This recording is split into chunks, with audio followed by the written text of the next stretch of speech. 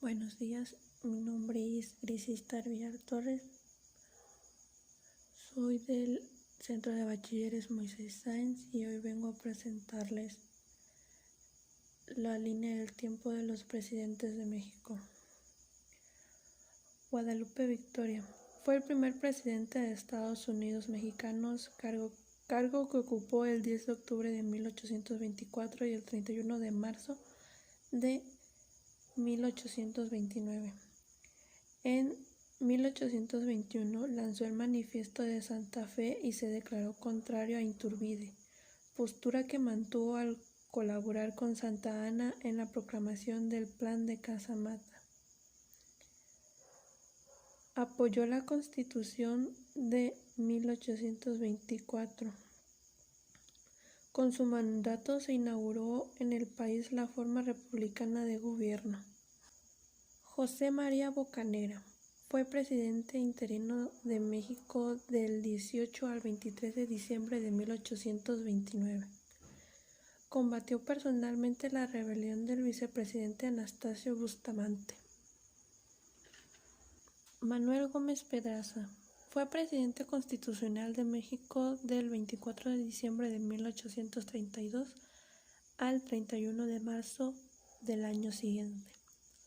A finales de 1832, en la hacienda de Zabaleta, Antonio López de Santa Anna y Anastasio Bustamante decidieron colocar a Gómez Pedraza en la presidencia para concluir el periodo que debió cubrir originalmente hasta marzo de 1833.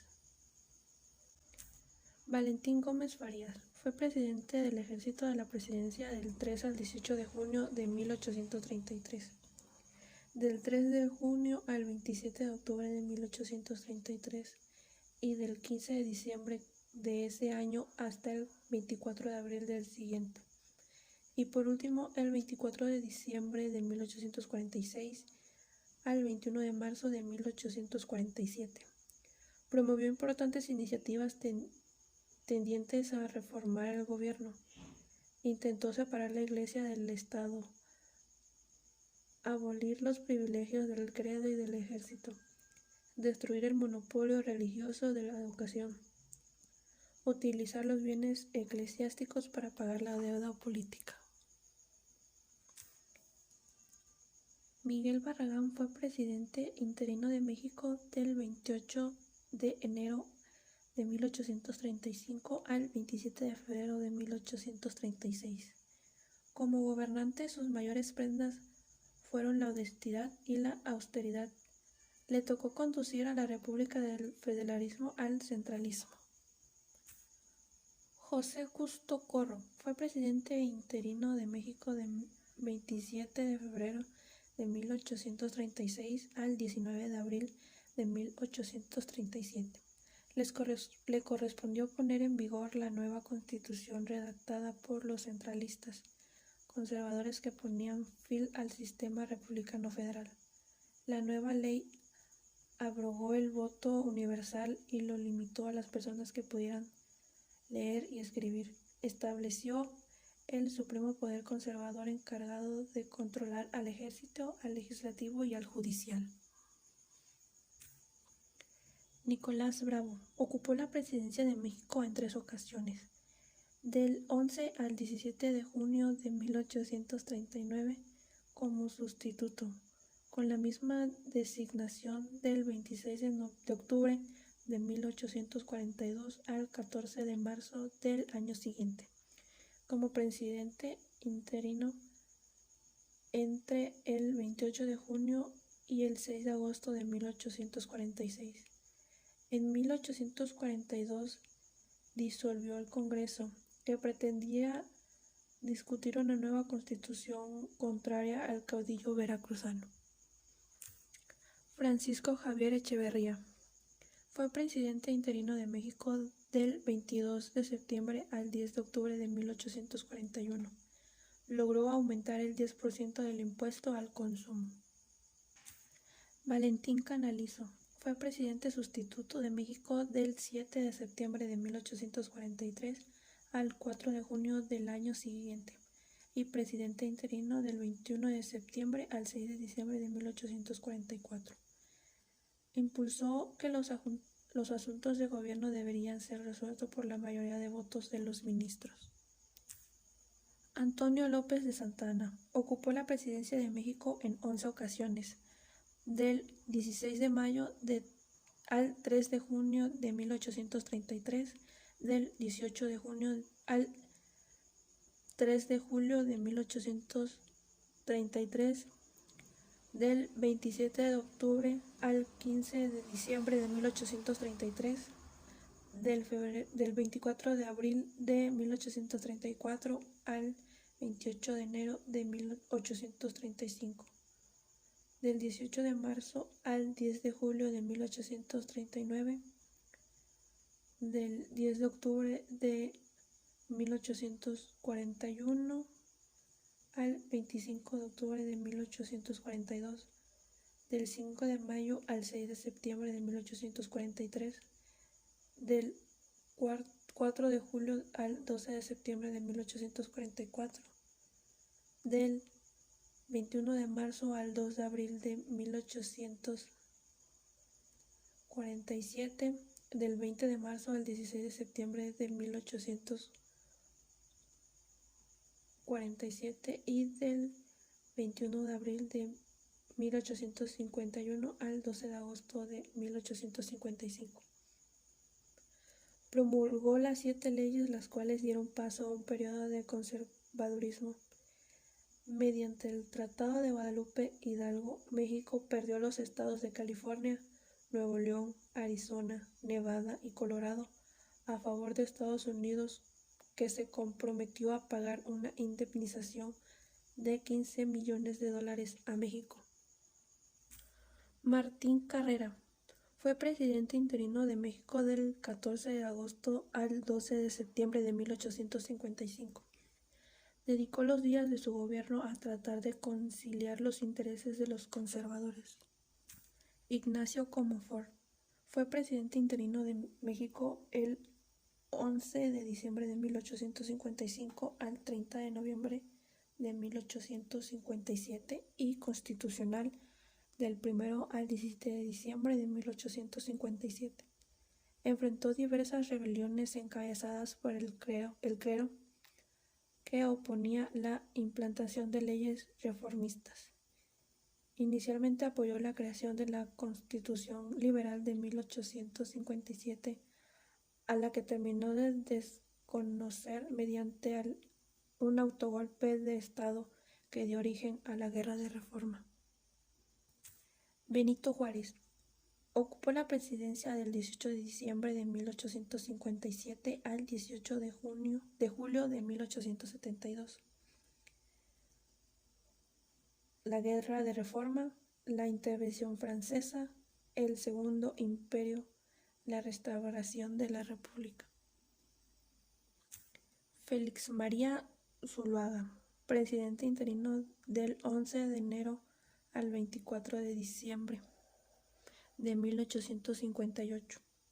Su gobierno tuvo que combatir al de los liberales que encabezaba Benito Juárez. Comenzaba así la Guerra de Reforma.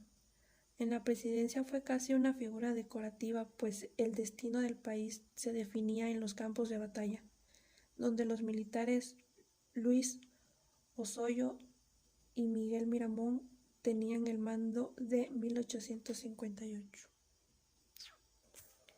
Manuel Robles Pezuela, presidente provisional del 24 de diciembre de 1858 al 21 de enero de 1859. Creyó que podría mediar entre liberadores y conservadores e intentó provocar a las fracciones para nombrar una junta de representantes a fin de elegir un nuevo presidente capaz de garantizar la paz y la estabilidad del país. Ignacio Pavón, presidente interino del 14 al 15 de agosto de 1860. Asumió provisionalmente la presidencia solo para transmitir legalmente el poder a favor de Miguel Miramón.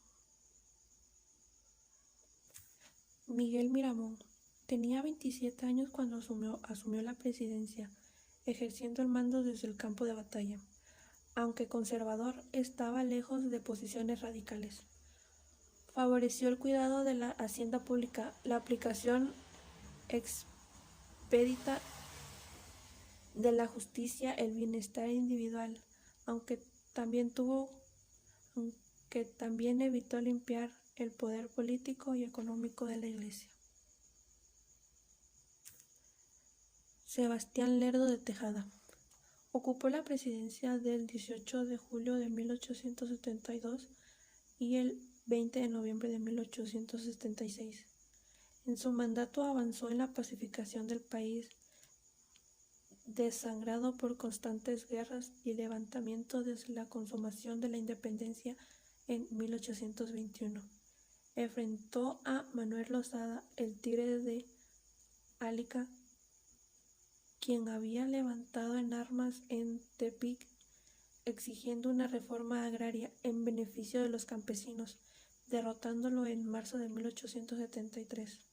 El 23 de septiembre de 1873 elevó a rango constitucional las leyes de reforma. En consecuencia, se explotó a los jesuitas y las Hermanas de la Caridad. Reintegró la Cámara de Senadores para hacer contrapeso en la Cámara de Diputados. Inauguró el ferrocarril de México a Veracruz. Buscó la eliminación de los cacicazgos y la integración del país.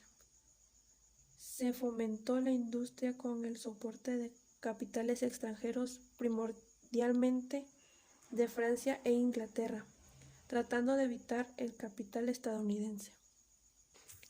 José María Iglesias, presidente legista del 28 de diciembre de 1876 al 15 de marzo de 1877. Durante su gestión redactó un opúsculo titulado Estudio Constitucional sobre facultades de la Corte de Justicia, cuyos enunciados encontraron fuerte oposición por parte del Poder Ejecutivo. Una ley para contrarrestar en la Corte fue promovida y promulgada en mayo de 1875. Porfirio Díaz, presidente del facto del 21 de noviembre al 6 de diciembre de 1876 y del 17 de febrero al 5 de mayo de 1877, fecha en que inició su primer periodo constitucional, el que finalizó el 30 de noviembre de 1880. Volvió a ocupar la presidencia desde el 1 de diciembre de 1884 hasta el 25 de mayo de 1911. La filosofía en que se basó el porfiriato fue el positivismo, que predicaba el orden y la paz, pilares del gobierno porfirista. A pesar de contar con detractores, principalmente a la izquierda política, la construcción de ferrocarriles fue uno de los puntos más importantes en la economía mexicana del porfiriato. La paz que se impulsó durante el gobierno de Porfirio Díaz permitió el desarrollo de la cultura y la ciencia en México. La industria fue una de las ramas que más atención y presupuesto recibió durante el porfiriato. En la minería, México ocupó en la época del porfiriato el primer lugar en producción de plata y se ha mantenido en este puesto desde entonces.